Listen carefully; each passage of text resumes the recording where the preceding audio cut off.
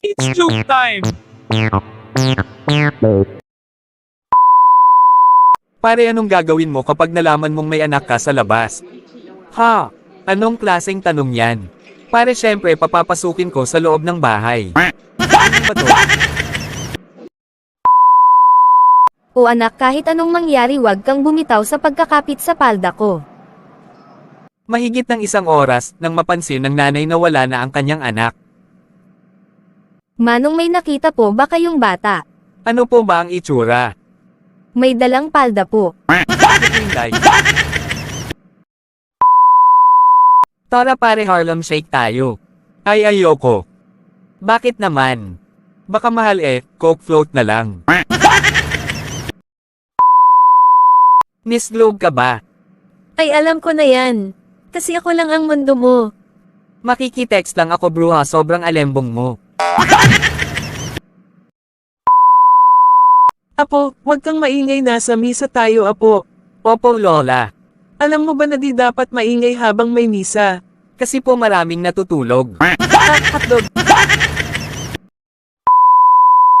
Pare, maniningil ako ng utang mo. Ha? Kailan ako nangutang sa'yo? Nung nakaraang araw, nalasing ka. Binayaran ko na yun, pre. Kailan mo binayaran? Nung araw din nalasing ka.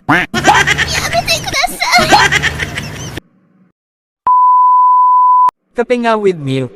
10 pesos po, sir. 8 pesos lang kahapon ah. Tumaas kasi ang presyo ng gasolina, sir. Huwag mo nang lagyan ng gasolina, putek ka. Huwag kang masanay na palagi kayong sweet. Dahil ang tunay na nagmamahalan palaging magkagalit. Talaga ba? Halos mamatay na nga kakabugbog niya kapag may toyo at ngalit siya. Nasaan ang pagmamahal doon? Nasa paswa ganon. Gusto mo pasok kita sa banga? Saan mo dadalhin asawa mo? Itatapon ko na, ayaw tumigil sa kakainom Nak, ang sweet talaga ng tatay mo. Kung siya daw ay isang cellphone, ako naman daw ang kanyang SIM card. Anong masasabi mo dun? Nagpoto ka naman, ay. Dahil kung cellphone si tatay, for sure dual SIM yun. Kaya wag kang umasa na mag-isa ka lang na SIM card ng buhay niya.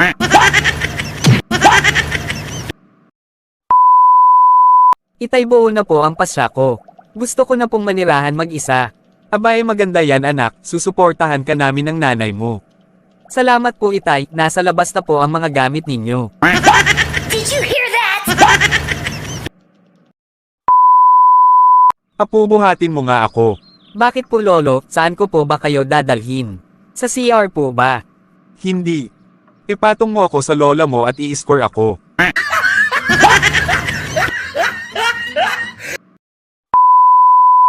Ano bang nangyari, ba't nanginginig ka sa takot?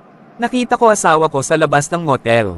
Wala naman yatang kasama. Siya walang kasama, ako meron. Pwede pa po ron. Ang madre at ang sakristan. Iho, ano ang apelyido mo? Alam nyo na po yun, sister, ang lagi nyo hinahawakan. Sus Mariosep, bayag ba ang apelyido mo? Si sister naman, Rosario po. Isa kang alamat. Isang gabi habang naglalakad sa park ang magsyota. Love, hihi muna ako ha. Diyan ka na lang sa damuhan umihi, madilim naman Habang umiihi, kinapkap ni boyfriend ang legs ni girlfriend. Nang may makapang mahaba sa gitna nito. Putek, bakla ka. Sira, nagbago na ang isip ko, tumatay na ako.